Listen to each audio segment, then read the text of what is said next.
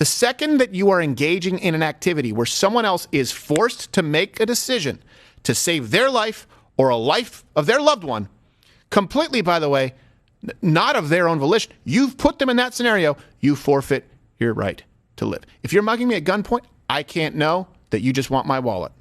I can't know. And if there's an opportunity where it's my life or yours, it's going to be yours. Yep. You're breaking into a house in the middle of the night where there are people there. He didn't have a gun. Why would you have to shoot? I don't care. It doesn't matter. Someone broke into my house in the middle of the night. That could just as easily end with me being killed. You start going crazy in a subway car and attack people for the umpteenth time. We don't know if he was attacking there, but we know that people felt attacked, and we do know that he attacked people before in the sub. Jordan Neely forfeited his right to live. This is what happens. There are consequences when you inflict violence upon innocent people. Yo, so we back in here for another edition of F-ya-Motha. I want to preface this video because it took me about 2 days to do this. I had to put stock into why I was going to do this, and I had to acknowledge who I was gunning for. Now, I just want to start this off by saying I'm not doing this for clout. I actually liked your content when I first came across your YouTube channel, especially your argument against transsexuals, right? It's airtight, it's logical, it makes sense. I'm not trying to start a beef. I am trying to point out a few fallacies in your whole speech that you gave, right? Regarding Jordan Neely. Now, I just like to say those first two instances, if somebody breaks in your house and they put your life against their life and it's got to be them, I understand that. This is not one of those scenarios, and this is the problem that I have with a lot of white men. They suffer from dumb white man syndrome. Either that or they're just cowards. And I like to not blanket all white people, just you. Now, considering the circumstances that's happened with you and your wife, I'm not even going to dogpile on that. I actually defended you in an argument with somebody, so I don't have nothing personal against you. But when people say that people forfeit their life over menial things, I got a problem with that. Now, this isn't race baiting, and I'm not really trying to make it a black versus white thing. However, I can't help but notice it is a black versus white thing. When white dudes like you sit up and make comments like he forfeited his right to live because people felt attacked. I got a problem with that also. People's feelings need to be shoved up their ass. You go after transgender people when they say they feel like a certain gender. Nobody should kill you for that. So if somebody feels attacked, that's just a fucking feeling. That doesn't mean that they're actually attacked. That's in their brain. That's internalization. Just like white people like to internalize violence. If a person uses vulgar language and profanity, they're attacked. Let me explain in the neighborhoods that I'm from what attack means.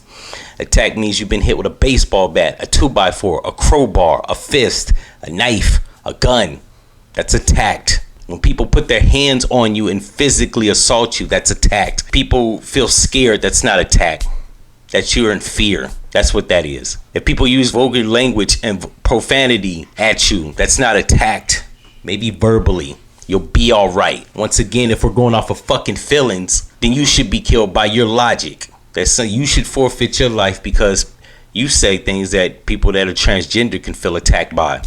So somebody put their hands on you? I don't think so. This man was a .03. The fact that this Marine was between deployments, I don't even know what that means. You're either deployed or not, but whatever. Jordan Neely was 103 pounds. This nigga was clearly about 180, 200.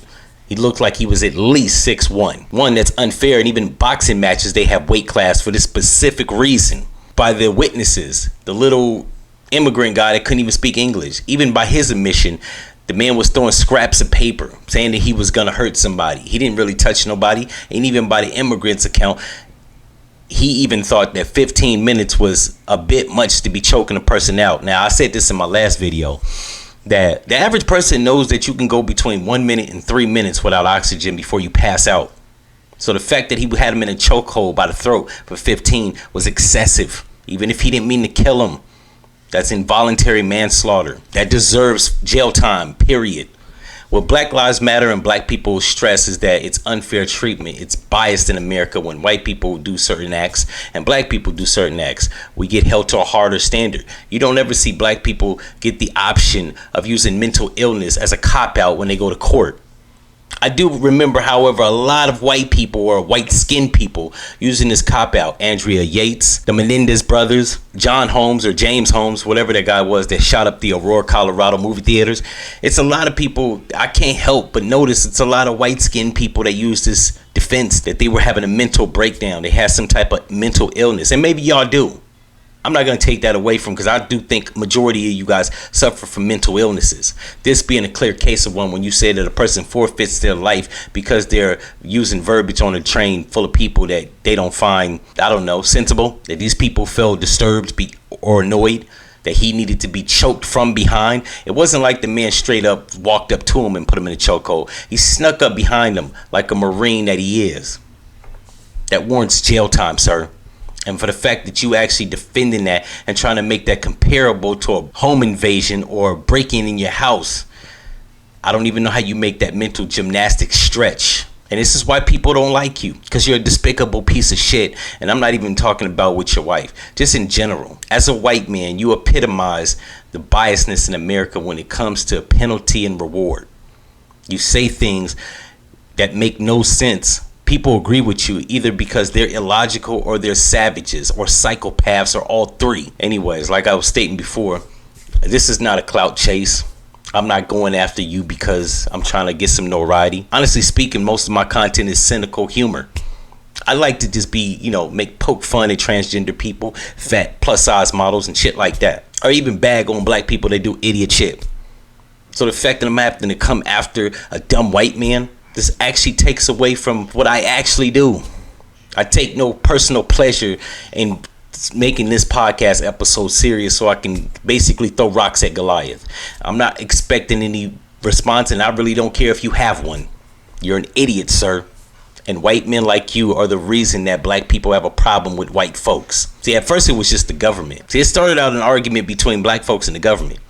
And it's assholes like you that make it an argument against us versus white people, namely white men. Because white women typically, they'll at least put thought into a lot of shit they say.